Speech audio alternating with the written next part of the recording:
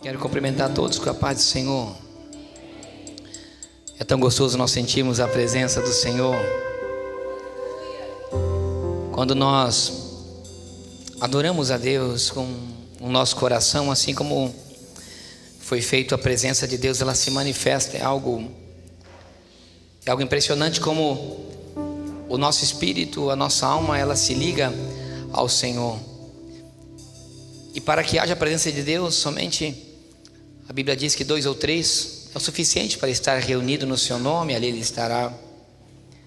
Mas quando uma igreja, ela abre o seu coração e adora, a presença de Deus e a paz do Espírito, ela se manifesta de uma maneira tão grande. Essa manhã, quando nós estávamos em consagração, eu subi ali em cima no escritório, porque o Fernando estava mexendo no som aqui embaixo, e eu comecei a ler a palavra. E de repente o meu coração, ele ficou muito entristecido, mas não havia motivos para que eu me sinta assim. Eu entendia que eu estava sentindo situações em que pessoas estavam sentindo. O Espírito Santo, ele falava muito forte no meu coração de que tem pessoas, ou que estão aqui, ou que me ouvem, ou que ainda me ouvirão, que você está muito cansado do seu coração, está muito agitado. E naquele mesmo momento eu passei uma mensagem para o Cleverson e pedi para ele preparar uma canção. E quando a pastora Marcela, ela pegou o microfone, ela começou a falar que tínhamos que acalmar o nosso coração. Não sei se vocês prestaram atenção nisso. E eu sei que tem situações na nossa vida em que nós somos pressionados por situações. Nós mesmos às vezes tomamos decisões e que elas nos levam em caminhos difíceis. Às vezes nós erramos. E infelizmente os nossos erros, eles nos trazem consequências nas nossas vidas. Nossas atitudes, elas levam a que tenhamos algumas consequências. E eu sentia muito forte que tem pessoas que estão muito aflitas de coração aqui nesse culto e que me ouvem. Mas eu estou aqui para te dizer que o Senhor, Ele te trouxe aqui hoje nesse lugar ou para ouvir, porque o Senhor, Ele quer te abraçar nessa noite. Não é para você ficar atribulado desse jeito. Hoje é um culto de ensino. Nós estamos fazendo uma campanha para ensinar as coisas que irão acontecer. Mas quando o Espírito Santo nos impulsiona, nós temos que fazer algo. Eu quero que você feche seus olhos.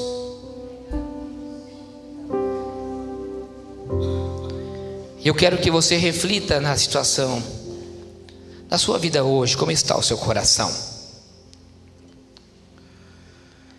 E se você está se sentindo atribulado, aflito, o Espírito Santo manda você acalmar o teu coração, porque Ele está contigo.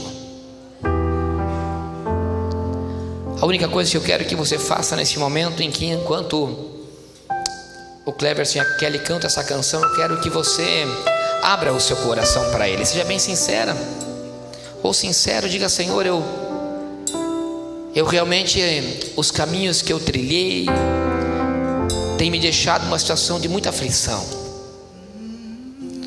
Mas o Senhor mandava te dizer que é para você acalmar o teu coração, porque o sacrifício dele não foi em vão naquela cruz.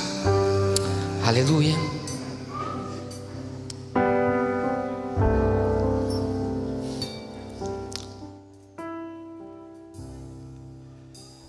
Não quero interromper o teu silêncio, ó Pai. Aproveite esse momento para falar com Ele. Mas é só orando. O Espírito Santo está aqui para te ouvir. Aproveite. Encontro paz. Se você quiser chorar, chore. Da aflição. Não tenha vergonha, abra o seu coração para Ele, porque Ele está aqui para acalmar o seu coração. Da minha adoração. Aleluia. Oh, aleluia. O mundo é um oceano, minha carne é um furacão. O Senhor, Ele está Minha vida é um barquinho, ouvindo a sua oração nesse momento. buscando direção. Aleluia. Descansa em minha alma e acalma a tempestade que agita o meu coração. Acalma o seu coração, porque Ele está aqui para te ouvir. Cante. Acalma o meu coração. Ele está acalmando o seu coração. Ele está entrando em socorro para a sua vida, para a sua casa.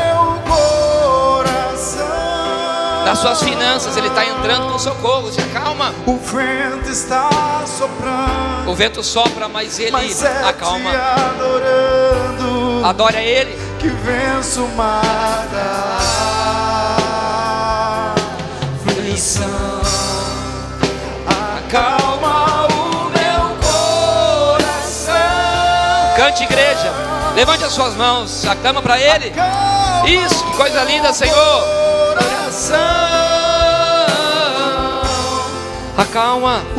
Só venço esse mundo se for em tua presença. Acalma o meu coração. Senhor, eu quero apresentar, Pai, O barulho a cada coração que entrou aqui nessa noite. vem pra me Eu quero apresentar, Senhor, aqueles que estão me ouvindo, Senhor, pela rádio, pela internet. Eu quero te pedir, Pai, que a tua mão, os seus olhos, os seus ouvidos, eles sejam direcionados para esse lugar aonde a minha voz possa alcançar, Pai. Eu sentia, Senhor, a aflição de tantos nessa manhã, o desespero de tantos, o túnel escuro e parecendo que aquela luz ela não apareceria, mas tu, Senhor, é a nossa luz no final do túnel. A tua palavra diz, Senhor, que tu, Senhor, é a lâmpada para os nossos pés e a tua palavra. E nós estamos aqui, Senhor, porque nós confiamos na tua presença. Por isso eu quero te pedir, Pai, acalma o coração e entra agora com a providência no nome de Jesus. Acalma o meu coração. Põe a mão no seu coração agora. Isso. Diga, acalma, Senhor. Acalma o meu coração. O vento está soprando, mas é te adorando que venço o mar da aflição. Acalma o meu coração. Acalma o meu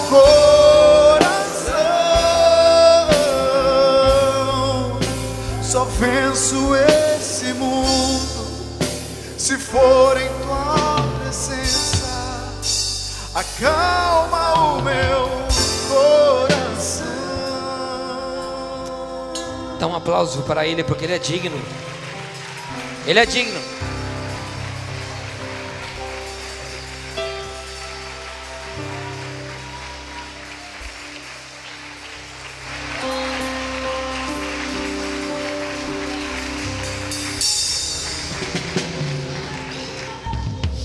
Aleluia.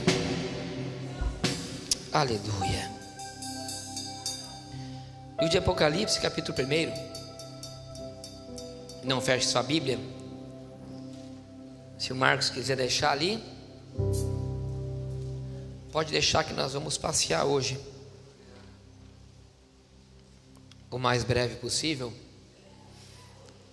O primeiro dia nós falamos das profecias que se cumpriram e que a próxima profecia que irá se cumprir, biblicamente dizendo, de uma maneira assim tão extraordinária, será o arrebatamento da igreja. E nós paramos assim na última na última quarta-feira. Então hoje nós queremos começar a partir do primeiro capítulo do Apocalipse, que é, na verdade, muitas pessoas não gostam de ler o Apocalipse, porque realmente às vezes é meio difícil de entender, não é tão fácil de entender. Mas nós temos uma impressão de que o Apocalipse é algo tenebroso, é algo que nós iremos ler e nós veremos profecias de catástrofes, de destruição. Então, de uma certa forma, nós somos receiosos porque temos medo do mal, nós temos medo das situações difíceis, ninguém quer sofrer.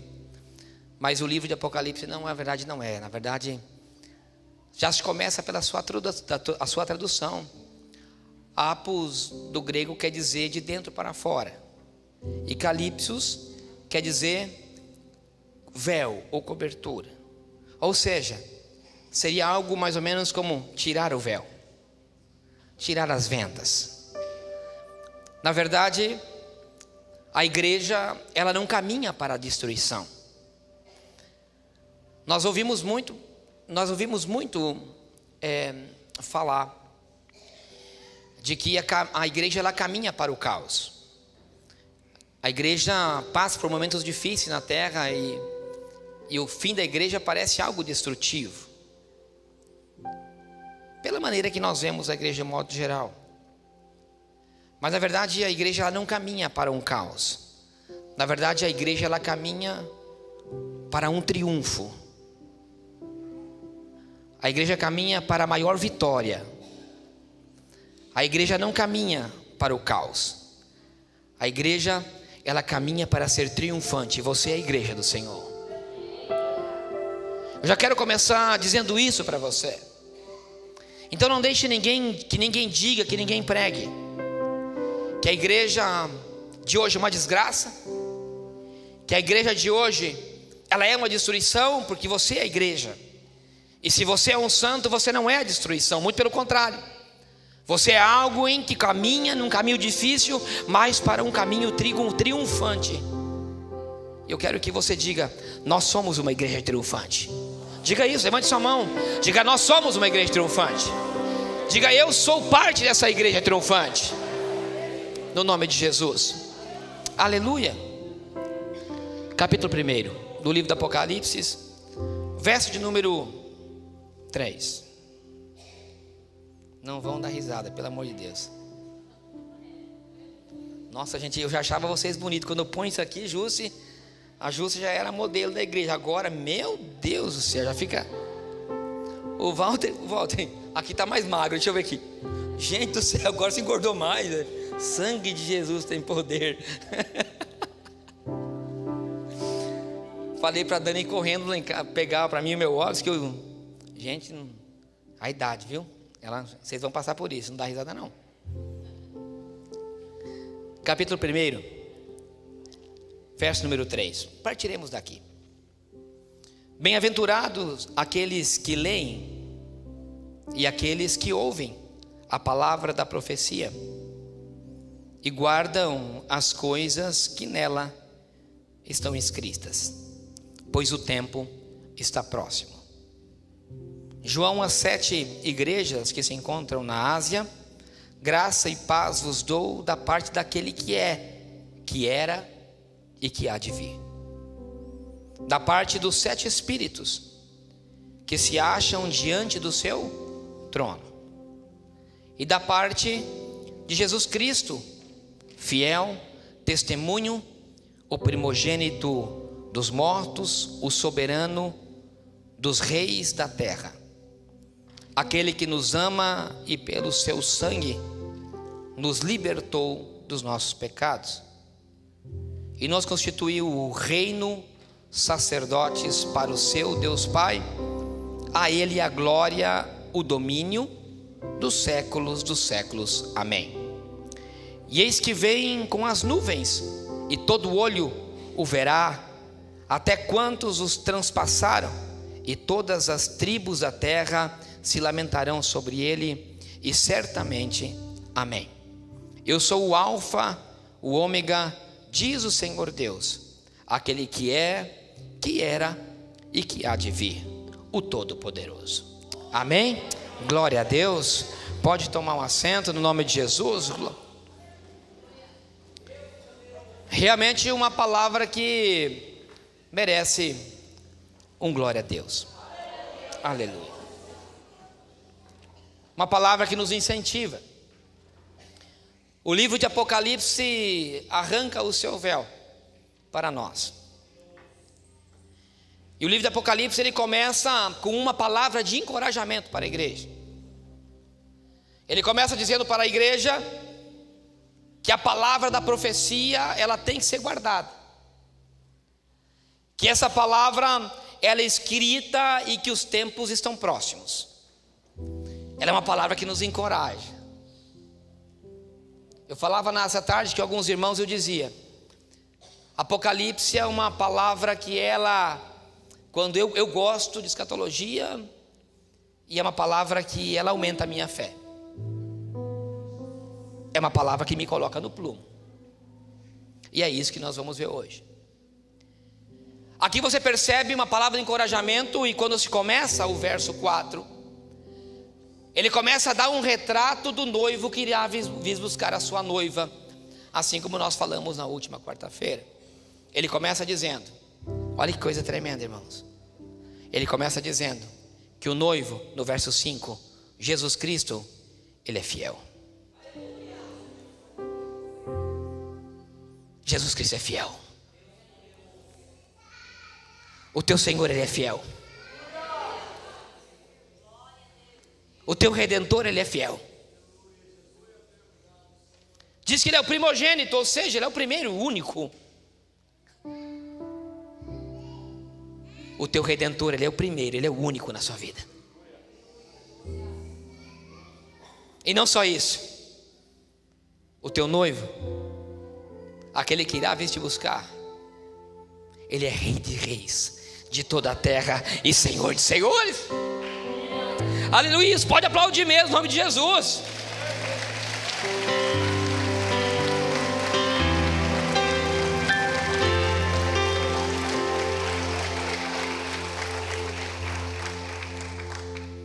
Que coisa linda.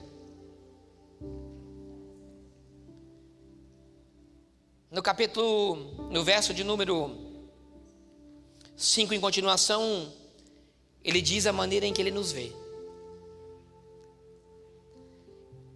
João, na sua revelação, ele nos encoraja, nos apresenta ao noivo.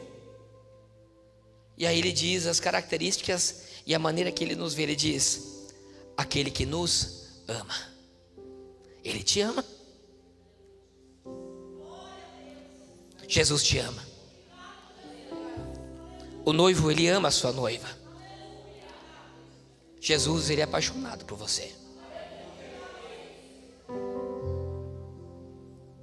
Ele diz, ele não só te ama, mas ele te libertou, diz essa palavra. Ele entregou o seu sangue pela sua libertação. Você conhece algum noivo que daria a sua vida pela sua noiva? Seria uma história linda de amor. Ele fez isso por você. Ele te ama tanto que ele morreu por você. Só que essa história de amor, irmão Ezio, não teria um fim trágico e triste, porque ele ressuscitou e veio buscar a sua noiva.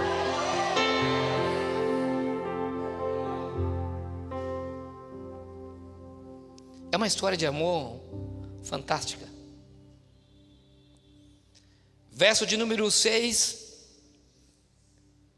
O noivo, ele pega a sua noiva, ama tanto, que ele diz assim para a noiva, eu quero te dar o lugar mais lindo para você morar.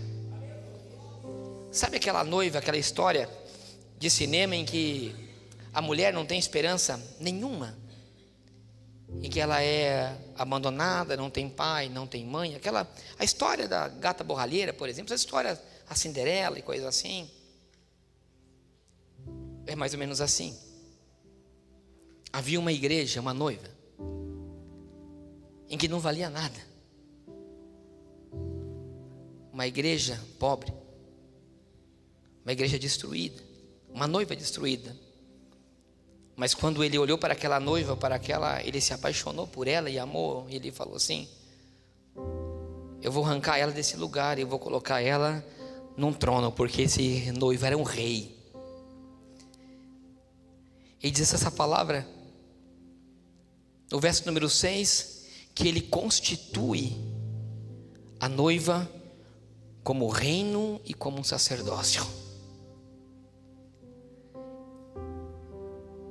O teu noivo, ele está te esperando para te coroar. Quando você entra com ele para o reino, ele te senta num trono e te coloca uma coroa do lado dele.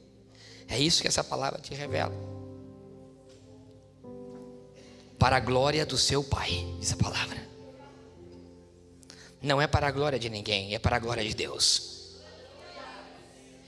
Então eu quero que você entenda algo, noiva, que você é tão bela, você é tão amada, que Ele vai te coroar e vai chegar para o Pai e vai dizer: ela é linda, ela é maravilhosa, ela merece ser coroada. Para a tua glória, meu Pai, porque ela te merece.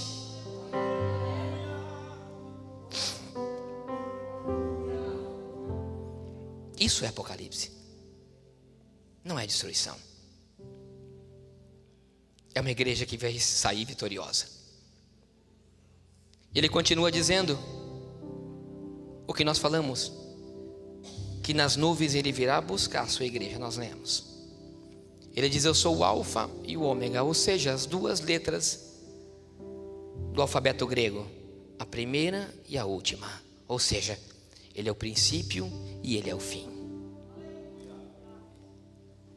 Ele é a profecia do Gênesis.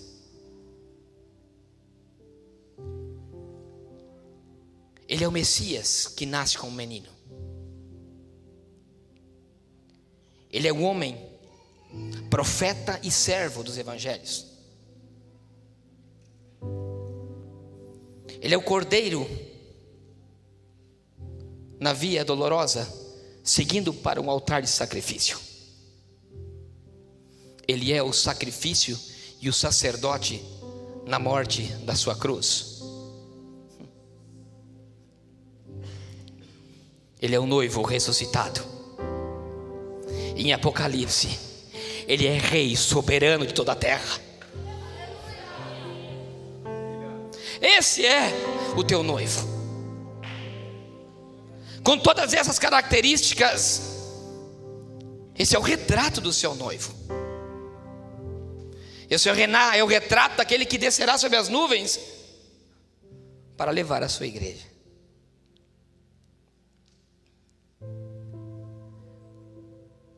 No verso número 12, diz a palavra do Senhor, no 12, China. Vai acompanhando, por favor.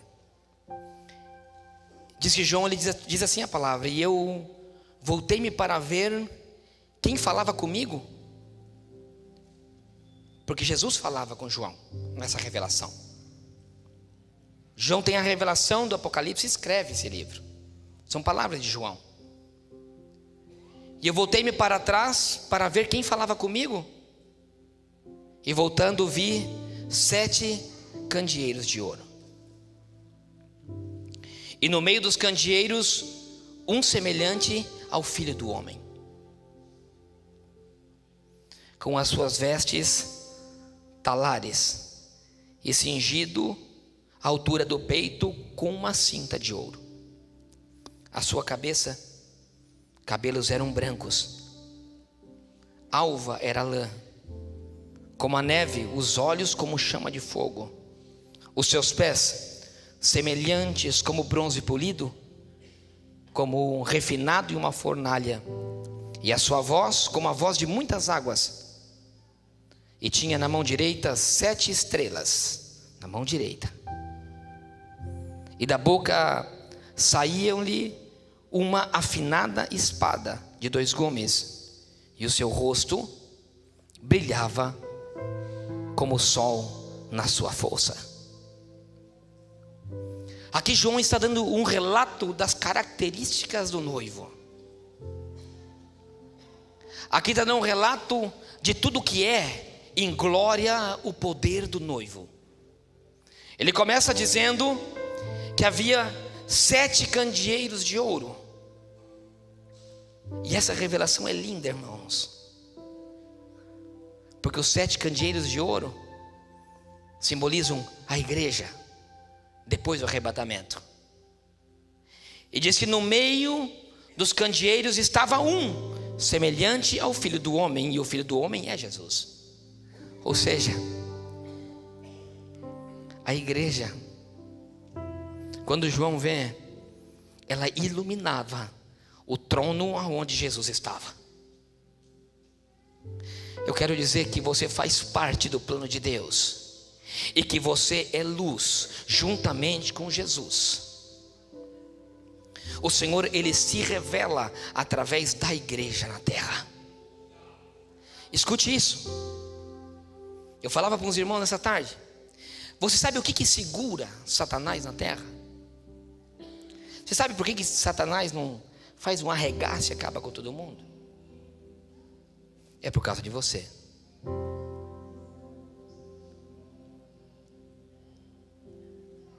Porque você, como templo do Espírito Santo e sendo parte do corpo de Cristo, você plantado aqui nessa terra, faz Satanás perder as forças. Isso é muito claro e óbvio na palavra. Por quê? Porque diz que quando o Senhor vir arrancar a igreja da terra, começa a tribulação e Satanás tem autoridade. Você, olha como você faz parte do plano de Deus de uma maneira tão importante. Você não é um Zé Ninguém no plano de Deus. Você não é o pobrezinho no plano de Deus. Você é a força do plano de Deus aqui na terra. Por quê? Porque o Espírito que habita em vós é do Espírito Santo de Deus, o próprio Jesus, que traz força contra as potestades das trevas. Esclarece melhor, pastor. Por exemplo, um filho de um pai e uma mãe que intercede por ele. Está nas drogas, vive nas favelas, e de repente deve para traficante, e ninguém sabe como nunca ele morreu. O diabo tem uma gana de destruir aquele menino, mas nada acontece. Sabe por quê?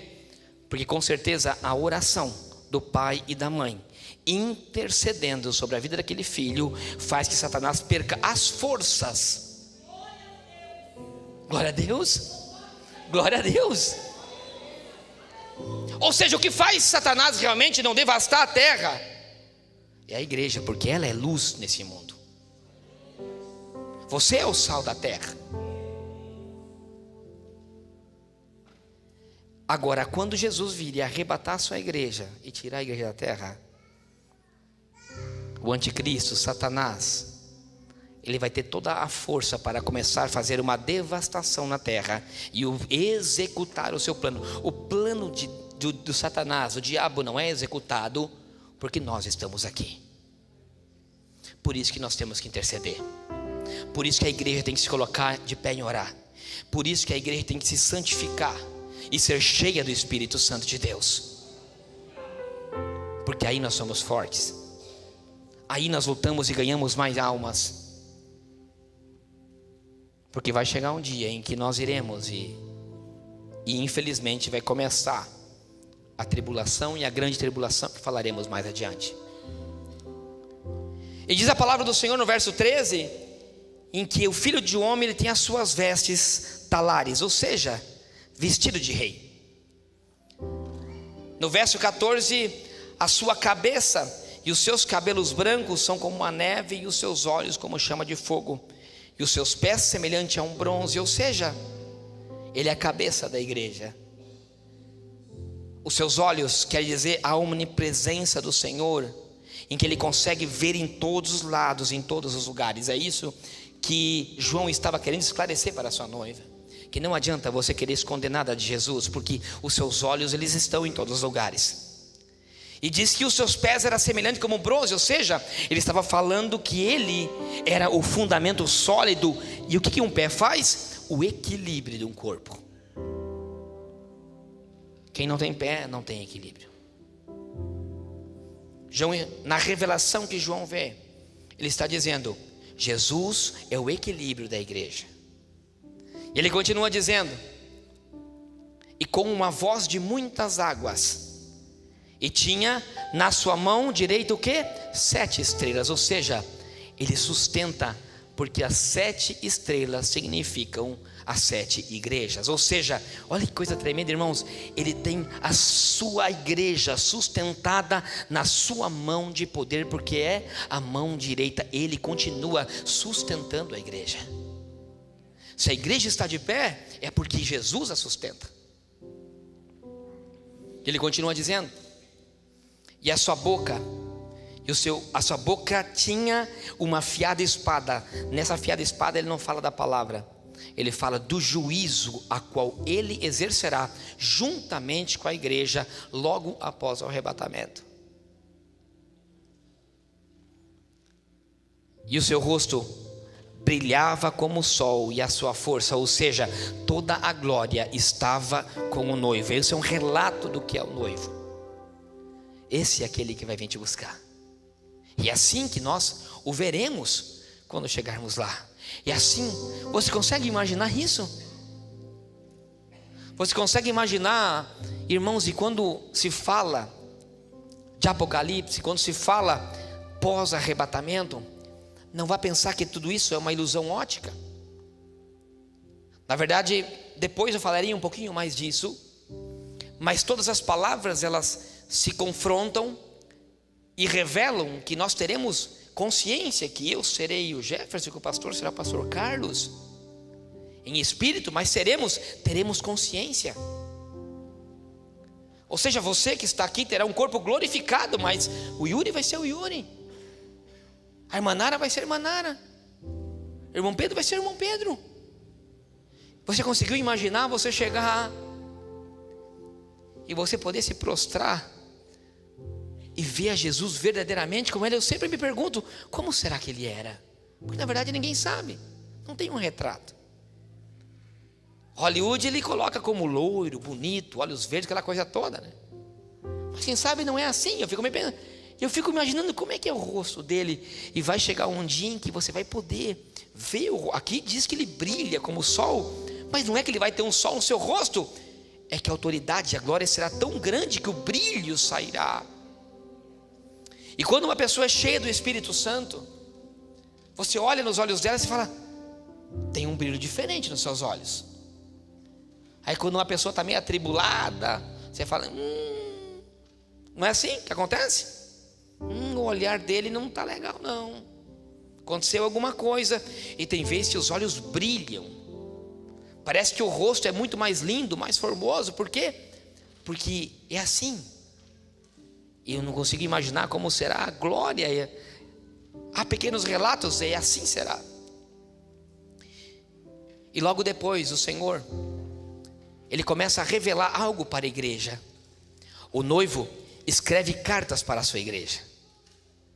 Escreve 7 cartas para a sua igreja. As 7 simbolizava as 7 estrelas que estavam na sua mão. Então ele simboliza 7 igrejas. E para cada igreja há uma mensagem de alerta. E essa é a palavra que o Senhor ele quer trazer para você nessa noite. Eu quero ser bem objetivo e breve.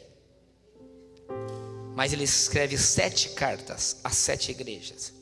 E cada uma das cartas, ela é uma mensagem para a igreja, porque ele diz: eu quero uma igreja santificada.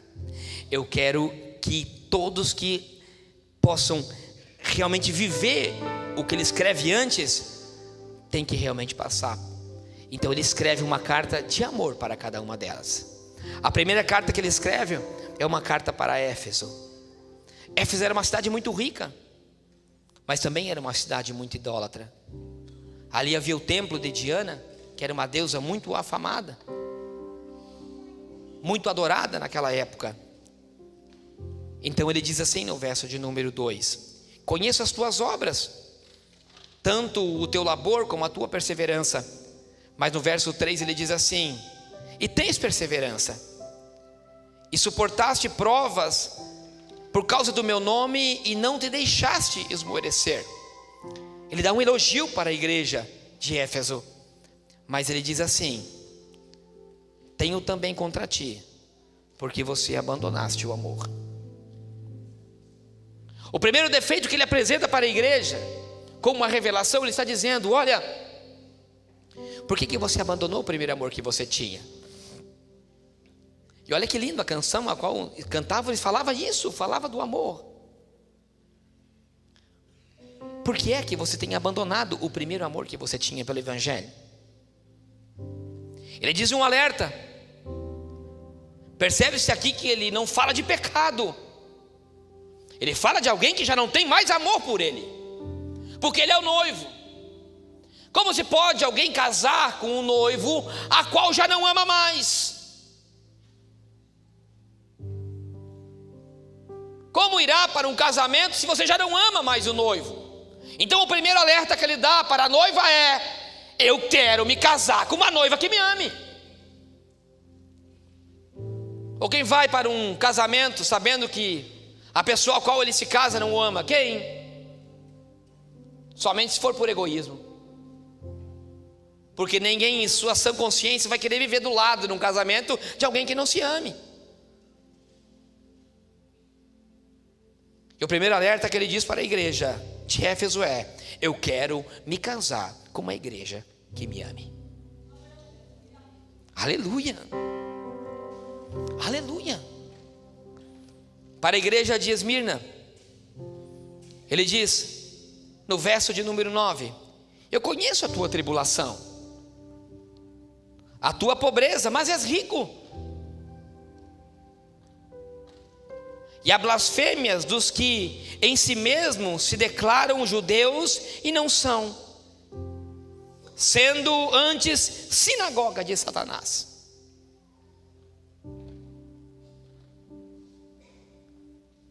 Ele fala de uma igreja sofredora. Era uma igreja muito rica, a igreja de Esmirna, mas da mesma forma era muito pobre como igreja em espírito. Tinha de tudo, mas espiritualmente era pobre.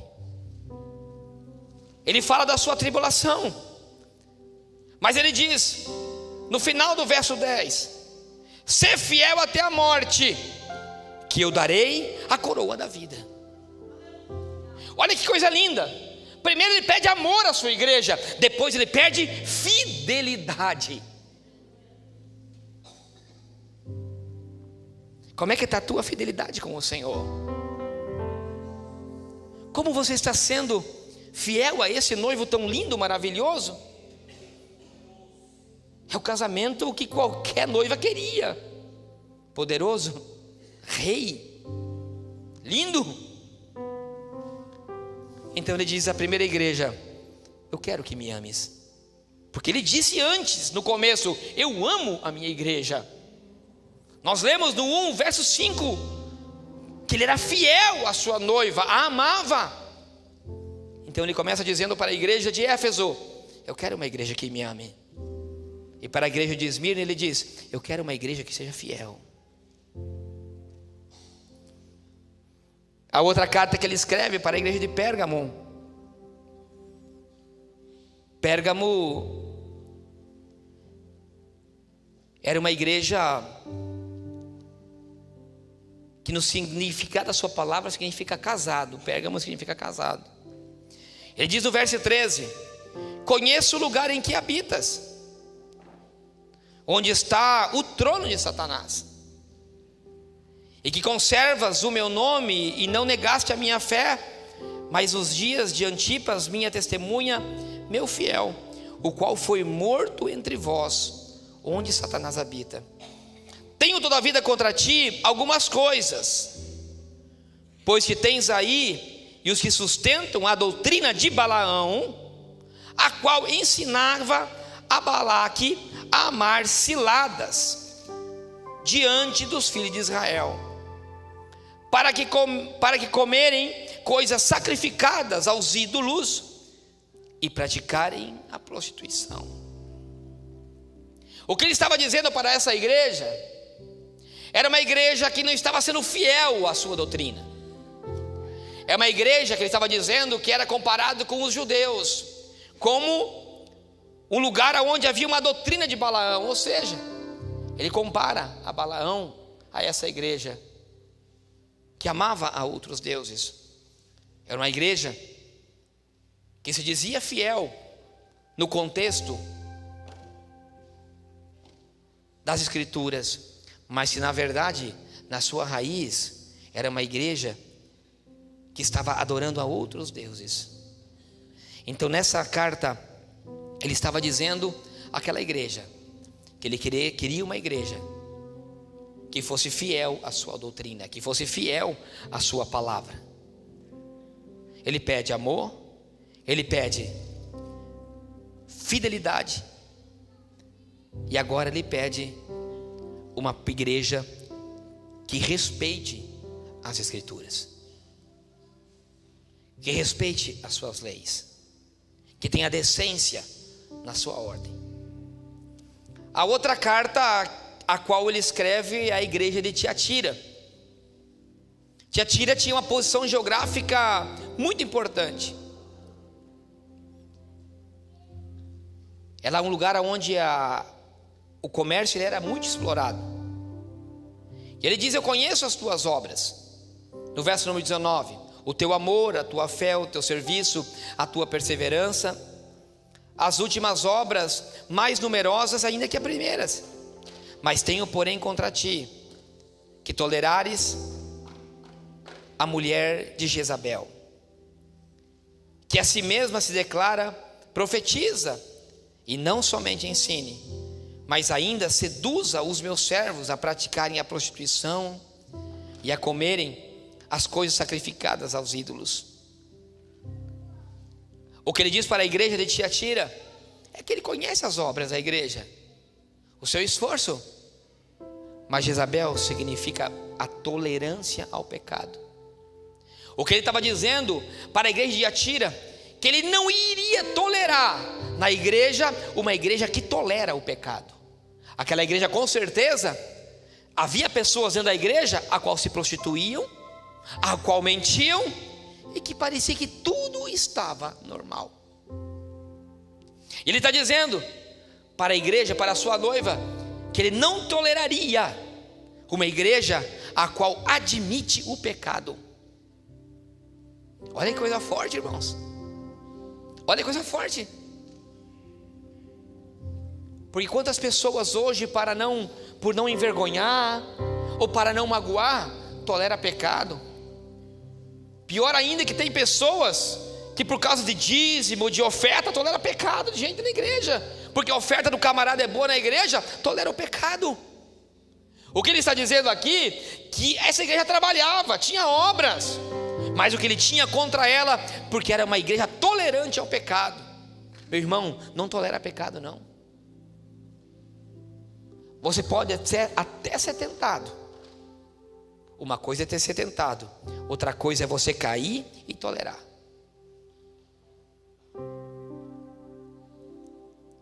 A outra igreja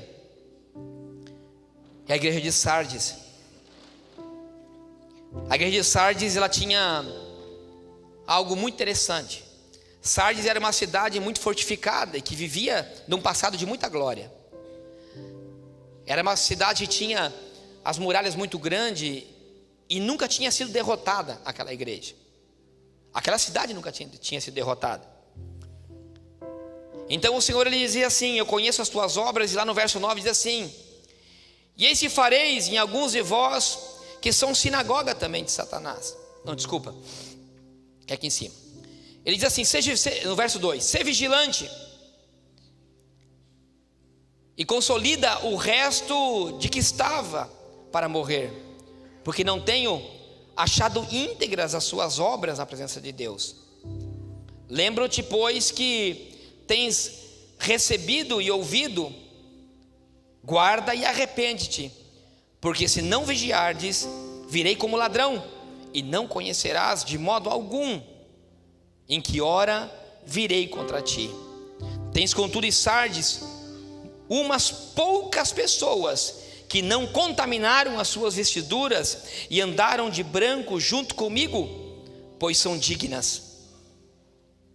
A igreja vivia um passado glorioso,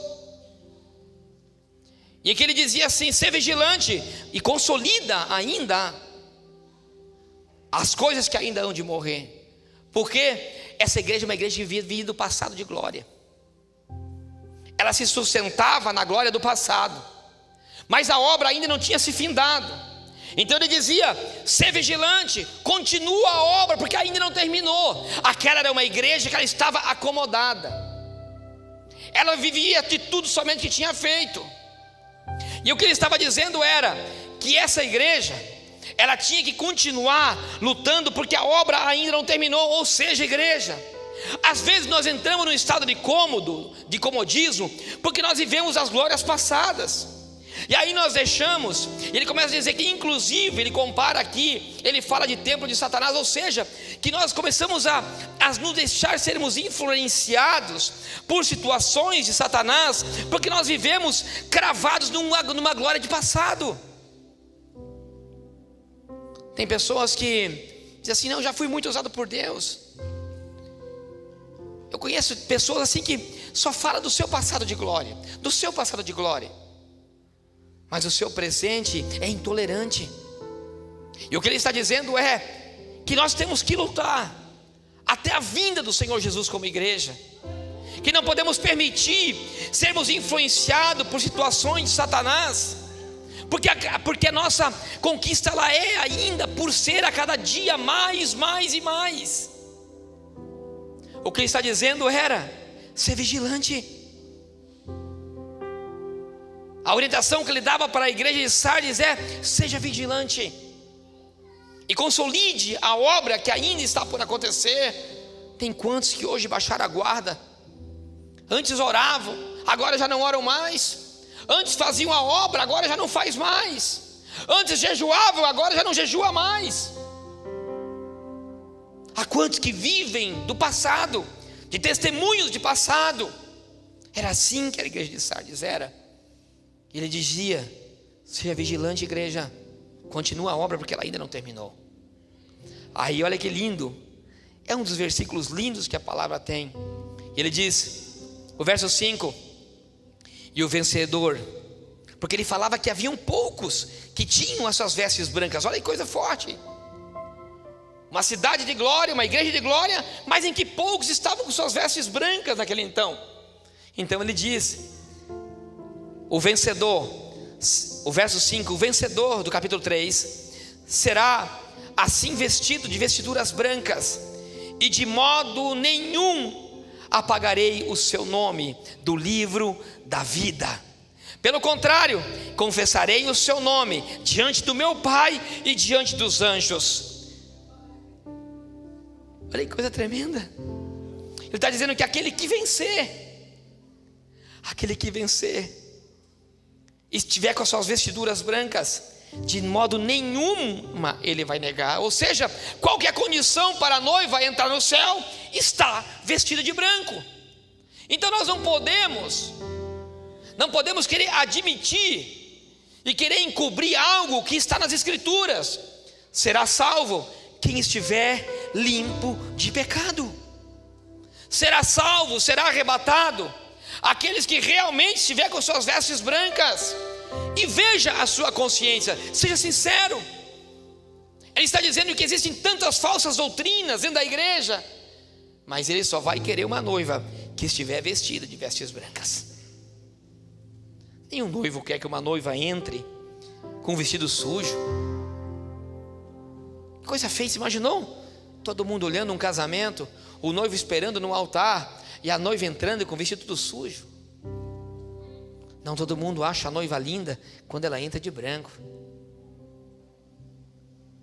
E o que ele está dizendo é isso. Para que essa igreja ela continue lutando, que lute para que as suas vestes sejam brancas. Amém, igreja? Lute para que as suas vestes estejam brancas. Como é que estão as suas vestes?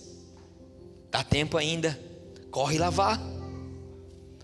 Se está tão ruim, troca, pega uma nova. Joga a roupa velha para o passado, joga fora. Quem sabe já está rasgada, remendada por tudo quanto é lado. Fala: Senhor, eu quero uma veste nova, uma branca, novinha em folha. Eu faço um concerto contigo essa noite, e aqui eu quero sair com as minhas vestes limpas. Aleluia, aleluia. Ele está dando um alerta, ainda há tempo, igreja. Ele manda uma carta porque ele ama. Ele manda uma carta porque ele ama aquela igreja. A igreja de Filadélfia, a igreja número 6, estamos terminando. A igreja de Filadélfia, no verso número 9 diz assim: e eis que farei alguns dos que são da sinagoga de Satanás, desses que em si mesmos se declaram judeus e não são, mas mentem, e eis que os farei vir e se prostrarem aos teus pés e conhecer que eu te amei. Ele estava falando para essa igreja, porque era uma igreja onde havia uma infiltração de falsos mestres muito forte. Então ele estava dizendo de uma sinagoga de Satanás, em que pessoas elas se passavam e estavam semeando palavras errôneas dentro da igreja, palavras mentirosas que não eram fiel à palavra verdadeira, e que isso estava fazendo com que essas pessoas elas se desviassem. E é isso que eu falava no curso que nós estamos fazendo segunda-feira aqui. Eu dizia da importância de você conhecer a palavra. Ele estava dizendo de pessoas que são influenciadas por falsos mestres. Agora, se você tem a palavra no teu coração, assim como diz o Salmo 119: eu guardo a tua palavra no meu coração para não pecar contra ti. Aquele que conhece a verdadeira e a sã doutrina, ele não é levado por vento de doutrina, ele é fiel na sua palavra para com o Senhor. E é isso que ele recomenda. Olha no verso 10: porque guardaste a minha palavra, da minha perseverança, também eu te guardarei na hora da provação, que há de vir sobre o mundo inteiro, para que eles habitem sobre a terra. E ele diz: eu venho sem demora, conserva o que tens, para que ninguém tome a sua coroa.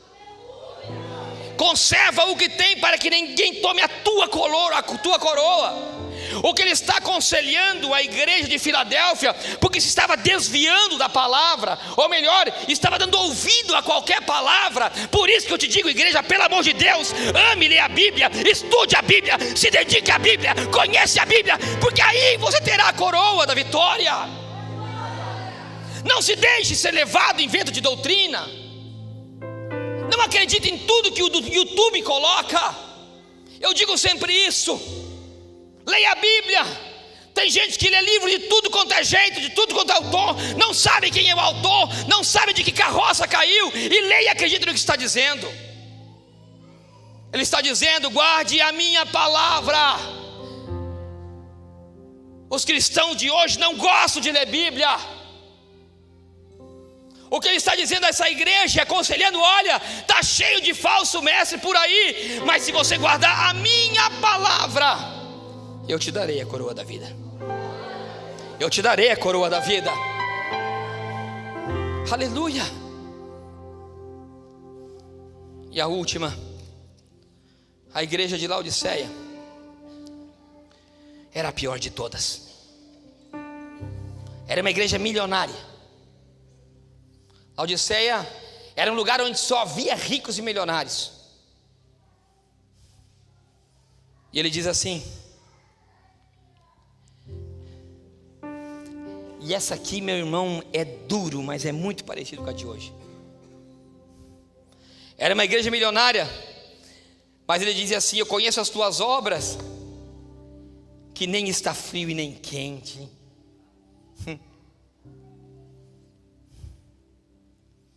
Quem dera foste frio ou foste quente.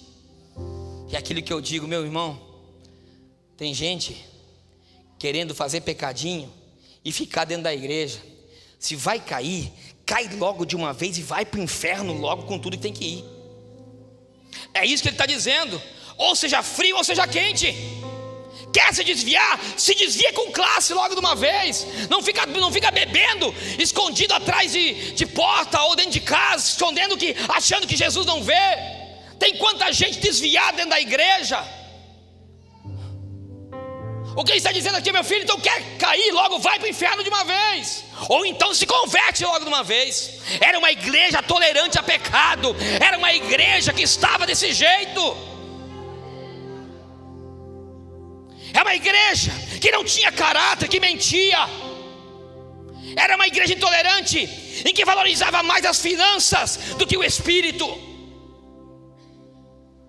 em que se vendia por dinheiro. E essa ele abomina. Era uma igreja que priorizava muitas outras coisas antes que priorizar o noivo. E olha o que ele diz: assim, porque és morno, e nem és quente, e nem frio, estou pronto para te vomitar da minha boca. Ninguém gosta de comer comida morna não, meu irmão. Ou você come uma comida que ela é fria, ou você come uma comida que ela é quente. Esse negócio de morno ninguém quer não. Então, meu irmão, vou ser bem claro direto para você. Se você está morno, o meu conselho é para você se esquentar logo de uma vez. Jesus está dizendo, ou se esfria ou se esquenta. Eu estou já aconselhando você se esquentar logo de uma vez.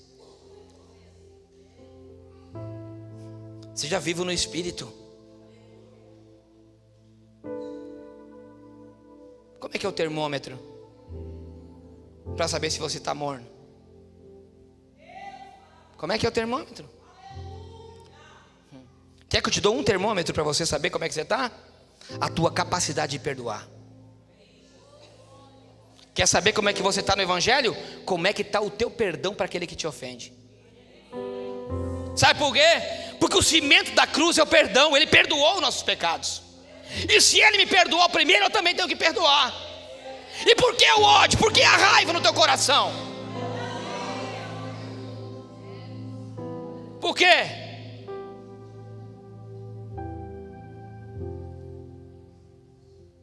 Quer outro termômetro? Se você era do mundo e gostava de musiquinha, de música do mundo, você prefere ouvir um louvor ou uma música do mundo?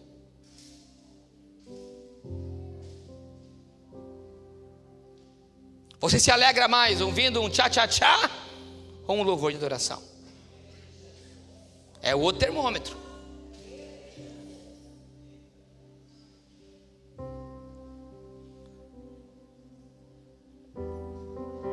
Ele diz assim: pois dizes, verso de número 17. Será que é a mesma versão que a minha? Muda a China para o 17. O China foi arrebatado. Nós ficamos, gente. 17. Pois dizes, estou... Não, China, não é o 1, China, é o 13, é o capítulo 3. É que eu esqueci de avisar ele por causa do capítulo, irmão, desculpa. É que a igreja estava no 2. Capítulo 3, verso 17.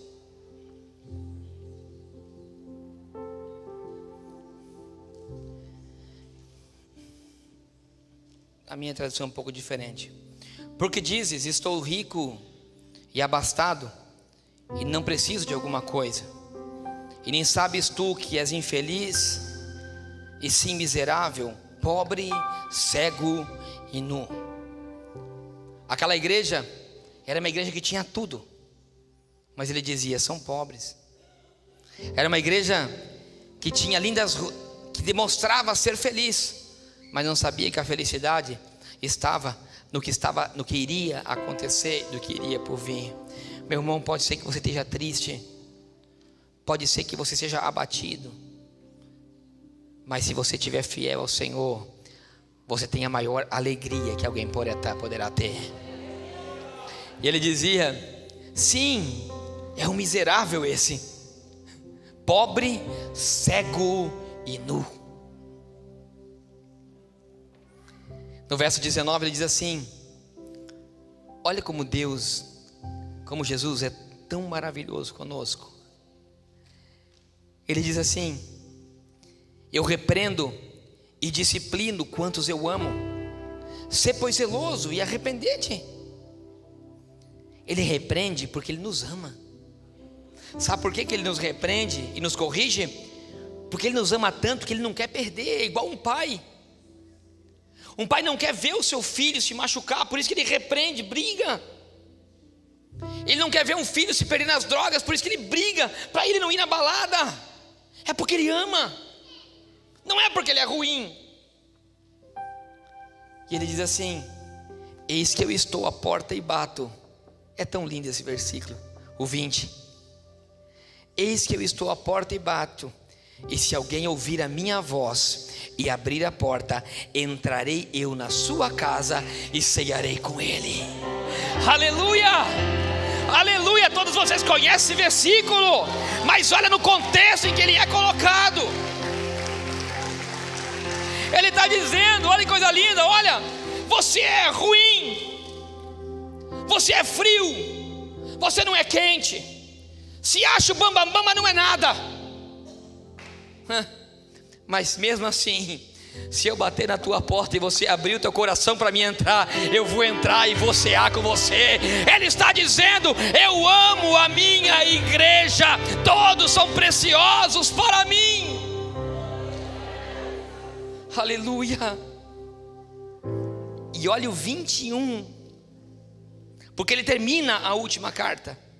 Ele diz o 21: e ao vencedor eu dar-lhe-ei de sentar comigo no meu trono, assim como também eu venci e me sentei com o meu Pai no meu trono. Quem tem ouvidos, ouça ao que o Espírito diz às igrejas. Olha o que está dizendo: se você vencer, Ele vai te sentar com Ele, junto com Ele, junto com o Pai. Sabe o que ele estava querendo dizer para essa última igreja? Quem não é frio e nem quente. O que ele estava querendo para a igreja, dizer para a igreja, ela dizia assim: eu quero uma igreja avivada novamente. Eu quero uma igreja avivada novamente. Eu quero uma igreja avivada novamente.